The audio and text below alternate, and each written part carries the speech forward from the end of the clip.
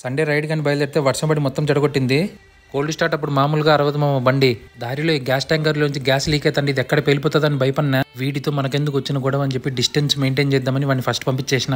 Petrol పట్టించుకొని 2-3 ఫోటోలు అయితే తీసేసుకున్నా. అప్పుడు స్టార్ట్ అయింది మా వర్షము. ఏం చేయాలో తెలియక వెయిట్ చేస్తా అంటే షెల్ ఎంప్లాయ్ వచ్చి మన బండిని చూసి ఇన్స్టాగ్రామ్, యూట్యూబ్ ఐడి అడిగినాడు. కొంచెంసేపు అక్కడే అతనితో మాట్లాడిన చాలా హ్యాపీగా ఫీల్ అయినాడు. వర్షం చూస్తే స్లోగా స్టార్ట్ అవుతుంది. ఏం చేయాలో తెలియక కొంచెంసేపు అక్కడే ఉన్నా. టైం కూడా వేస్ట్ చేయడం ఎందుకని అక్కడి నుంచి బయలుదేరేసిన.